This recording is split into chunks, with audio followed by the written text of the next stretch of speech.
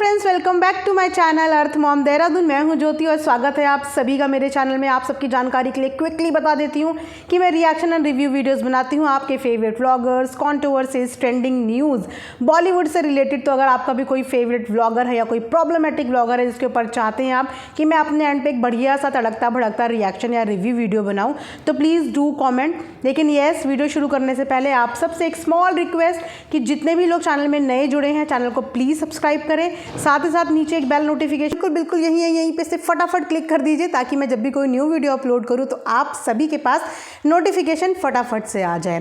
Well, madam और जनाब का हो गया है पचका। अब इसके ऊपर एक रिएक्शन वीडियो तो देखनी बनती है। सो आप लोगों को वीडियो देखने में बहुत मजा आएगा, इसलिए वीडियो को एंड तक जरूर देखना और अपने बढ़िया बढ़िया चटपटे कमेंट से पूरा कमेंट सेक्शन भर देना, क्योंकि आज तो कमेंट करना बनता है। आज नहीं तो कब। और खासकर मैडम और जनाब के जो ब्लाइंड फैंस हैं ना, वो ज़रूर ज़रूर ज़रूर कमेंट करना। मैं देखना चाहती हूँ कि अब इस बात पे मैडम और जनाब के जो फैंस हैं वो क्या जस्टिफिकेशन देंगे, वो किस तरीके से अब मैडम और जनाब को डिफेंड करेंगे। बड़ा ही मज़ा आने वाला है इस रिएक्शन वीडियो में। तो मैडम और जनाब का व्लॉग आता है, दोनों का ही व्लॉग बोलूँगी, बिकॉज बोलने के लिए होता है कि जनाब का चैनल या मैडम का चैनल, चाहे वो चैनल मैडम का हो चाहे वो जनाब का हो, उसमें 80% कंट्रीब्यूशन मैडम और मैडम के बेबी का ही होता है।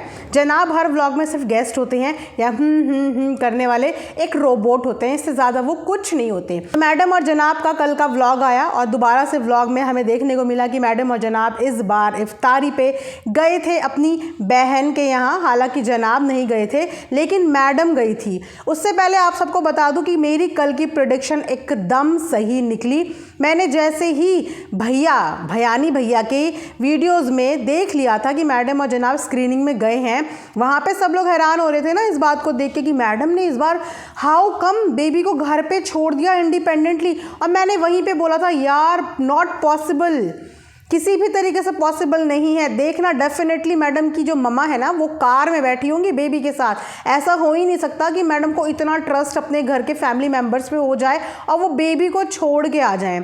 तो मेरा शक बिल्कुल सही निकला कि मैडम की मम्मा वाकई में कार के अंदर मैडम का बेसब्री से इंतज़ार कर रही थी बेबी को पकड़े हुए। मैडम जी गई थी सलून में, उसी सलून में जहाँ पे जनाब अक्सर जाते हुए नज़र आते हैं। वो ग्रीन बाल वाले सलून वाले भैया देखे थे ना, वाह वाह वाह क्या बाल थे, मतलब कहाँ से लाते हो ऐसे आइडियाज़। वेल, मैडम और जनाब के सलून वाले भैया, तो वहाँ पे मैडम ने भी अपने आप को रेडी करवाया और साथ में बच्चे को सलून में हर कोई पकड़ पकड़ के घूम रहा था। सलून एक ऐसी जगह होती है जहाँ पे इंसान अपनी क्लीनिंग के लिए आता है, अपनी बॉडी की साफ़ सफाई के लिए आता है। तो वहाँ पे आने वाले मल्टीपल लोग, आप समझते हो ना एक सलून के अंदर कितने प्रकार के लोग आते हैं, और कोई वो इतना बड़ा एज सच बिल्कुल प्रॉपर हाइजीन सैलून नहीं था। It was a normal salon जो आपको आए दिन कहीं ना कहीं दिखते हैं, और इतना बड़ा हाई फाई सैलून नहीं था। तो उस सैलून में एक बच्चे को बार बार किसी की गोदी से, फिर किसी की गोदी में, फिर किसी की गोदी में, उसके बाद मम्मी की गोदी में, वहाँ पे कई तरीके के इंस्ट्रूमेंट्स पड़े होते हैं, चेयर होती है। मतलब सैलून मेरे पॉइंट ऑफ व्यू से अगर मैं अपना नज़रिया शेयर करूँ तो सैलून सबसे ज़्यादा अनहाइजेनिक स्पेस होती है बच्चों के लिए, क्योंकि मैं पर्सनली भी कभी अपने बेबी को सैलून लेके जाती ही नहीं अपने साथ। इनफैक्ट आज वो 5 से 6 साल का हो गया है और जब मैं उसके भी हेयर कट के लिए उसे लेके जाती हूँ तो मैं मेक श्योर करती हूँ कि पहले तो वहाँ पे रखी हुई कोई चीज़ें टच ना करे, और अगर करे भी तो सबसे पहले आके मेरी प्रायोरिटी यही रहती है कि मैं आके उसे फटाफट शार दिला दूँ। तो वो तो फिर भी एक छोटा बेबी है। एक्चुअली कोविड से हम लोग कहीं ना कहीं सब लोग जो हैं वो डरे हुए हैं, आज भी याद करते हैं वो वाली लहर, तो सबके दिल दहल जाते हैं, क्योंकि बहुत कम ऐसी फैमिली होगी जिन फैमिली ने अपनी आंखों से कोविड के टाइम पे अपने घर में ट्रेजेडीज़ नहीं देखी होंगी। और कोविड के बाद से आप माने या ना माने हर किसी की इम्यूनिटी पे इसका बहुत गलत प्रभाव पड़ा है। जो लोग इम्यूनिटी के नाम पे बहुत स्ट्रांग हुआ करते थे आज की डेट में, वो भी आपके फैमिली में ऐसे बहुत से लोग होंगे जिनकी इम्यूनिटी काफ़ी डाउन हो गई है पहले से। वहाँ पर अगर हम बात करें एक छोटे बच्चे की इम्यूनिटी की, तो वो इम्यूनिटी तो डेवलपिंग स्टेज पर होती है। वहाँ पर आप इस तरीके का रिस्क एक बच्चे के साथ किस तरीके से उठा सकते हैं। वेल, मैडम भी वहाँ से ग्रूम हुई और वहाँ से अटेंड करने के बाद घर आए। फेयर इनफ, बट गए किस लिए थे? जिस समय जनाब का शो चल रहा था, जनाब के शो की प्रमोशन किया गया था, जनाब के लिए वोटिंग अपील की गई थी, इन्हीं के द्वारा जिनकी स्क्रीनिंग पे ये लोग गए हैं। इन्हीं के द्वारा जनाब के लिए वोटिंग अपील की गई थी। लेकिन जब इनकी स्क्रीनिंग की बारी आई तो पूरे व्लॉग में ये तक बताना बॉदर नहीं किया गया कि एक्चुअल में गए कहाँ थे। सिर्फ व्लॉग में ये बताया गया कि हमें किसी काम से बाहर जाना है। तो जनाब और मैडम की हालत ये है कि ये अपने चैनल पे किसी की भी प्रमोशन तो बहुत दूर की बात है, किसी का नाम भी नहीं लेते। इन्हें ऐसा लगता है कि अगर ये गलती से किसी का नाम ले लेंगे तो पता नहीं सामने वाले बंदे की मूवी जो है वो इनके नाम लेने की वजह से एवं ही हिट हो जाएगी। एक इवेंट आप अटेंड करके भी आ गए और उस इवेंट का नाम तक आप अपने व्लॉग में नहीं ले रहे हो, कितना अनग्रेटफुल बिहेवियर है। क्योंकि उन्हीं हस्बैंड वाइफ ने आपके टाइम पे आपके हस्बैंड के लिए वोटिंग अपील की थी विद नेम। तो देख लीजिए इन लोगों की हालत, कितनी इनसिक्योरिटी इनके अंदर है कि इन्होंने ये तक बताना ज़रूरी नहीं समझा ऑडियंस को कि एक्चुअल में ये लोग गए कहाँ थे। दैट मीन्स कि अगर मीडिया चैनल्स एक्टिव ना होते या मीडिया के थ्रू ये स्क्रीनिंग का ना पता चलता तो मैडम और जनाब तो कभी बताते ही नहीं कि ये किसी की स्क्रीनिंग पे गए थे या ये किसी की मूवी के लॉन्च पे गए थे।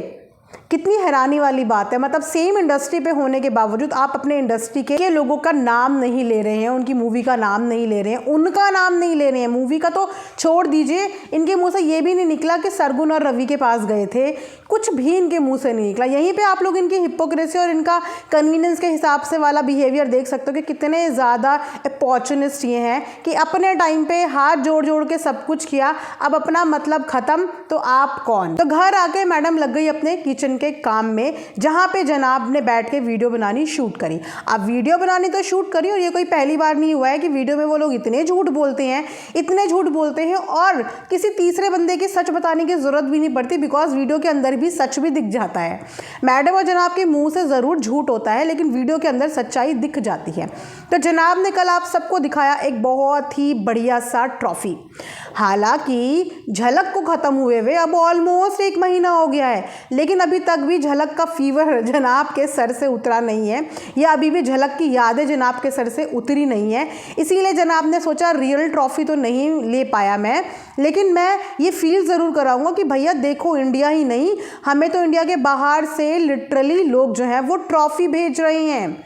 सोचो कि किसी ने ऑल द वे दुबई से आपको ट्रॉफ़ी भेजी है और उस बंदे ने अपना नाम नहीं मेंशन किया।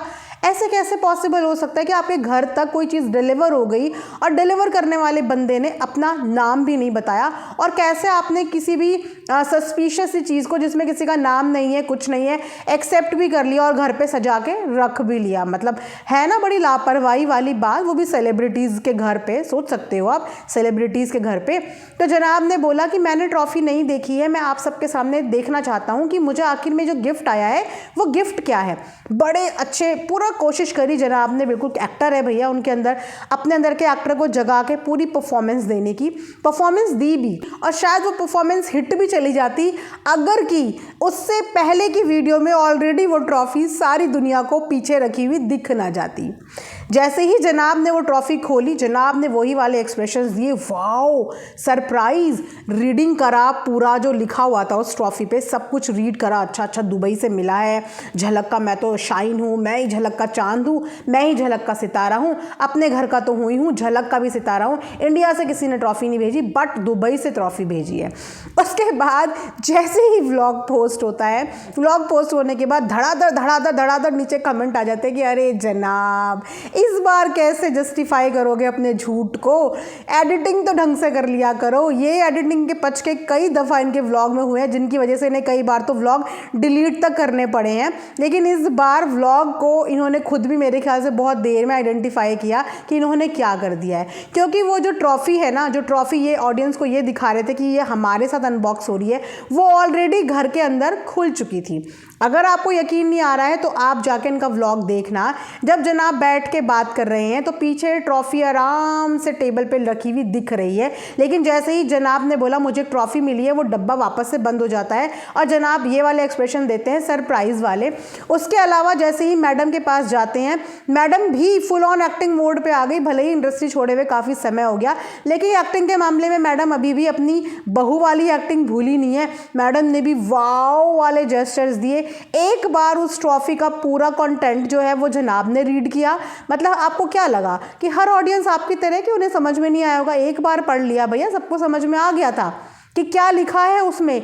आप लोगों की अंग्रेजी पैदल हो सकती है भैया, लेकिन यहाँ पे ऑडियंस बहुत बढ़िया है अंग्रेजी समझने में। तो मैडम ने उसको दोबारा से अपनी एक्सेंट में पढ़ के सुनाया कि भैया देखो, जनाब ने अच्छा रीड किया या मैडम ने अच्छा रीड किया। मैडम ने वापस से पढ़ के सुनाया, थैंक यू बोला, वाह वाह वाह वाले जेस्चर्स दिए, सरप्राइज वाले जेस्चर दिए कि ओ माय गॉड दुबई से। लेकिन वो पोल व्लॉग में खुल गई, जिसे बाद में देख के मुझे इतनी हंसी आई। मैं सुबह से सोच रही थी कि इसके बारे में मुझे रिएक्शन बनाना है। मैंने कहा आराम से मस्ती वाले तरीके से रिएक्शन वीडियो बनाएंगे, क्योंकि इस वीडियो पे मस्ती नहीं करी तो भैया क्या करी, क्योंकि अब इस वीडियो का कोई तोड़ नहीं है ना। अब इनके क्या बोलेंगे, इनके जो अंधभक्त हैं वो आके अब क्या बोलेंगे कि क्या झूठ हुआ। झूठ हुआ ना, अब तो प्रूव है कि मैडम और जनाब कितना झूठ बोलते हैं, कितने ड्रामे क्रिएट करते हैं। खुली हुई चीज़ को वापस से खोलते हैं, वापस से हंसते हैं, वापस से रोते हैं। और यही रीटेक वाला सीन दुबई वाले टाइम पे भी था। जैसे ही दुबई में मैडम ने आंसू बहाने शुरू करे, वैसे ही पीछे से आवाज़ आई कि रुको रुको रुको। तो आप समझ रहे हो कि इनके जो इमोशंस होते हैं ना वो टोटली फेक होते हैं।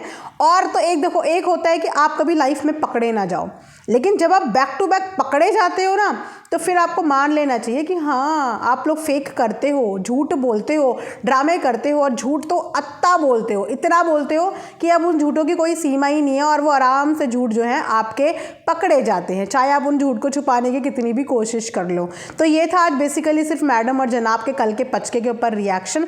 इसके अलावा कल एक न्यू वीडियो के साथ आऊँगी। तब तक आप लोगों को इस वीडियो को बहुत सारा प्यार देना है, बहुत सारे कमेंट करने हैं, ताकि मुझे भी पढ़ के मज़ा आ जाए। क्योंकि रात को बेड टाइम पे ना मैं आप लोगों के कमेंट्स का ही लुत्फ उठाती हूँ, बड़ा मज़ा आता है, और रिप्लाई भी करती हूँ, मैक्सिमम रिप्लाई करती हूँ। बट अगर इन केस कोई रिप्लाई छूट जाया करे तो प्लीज़ माइंड मत करना, मुझे बार बार पिन करना, ताकि मैं आपका रिप्लाई करने के लिए मजबूर हो जाऊँ। तो यहाँ पे रिएक्शन एंड करती हूँ। Thanks for watching earth mom Dehradun.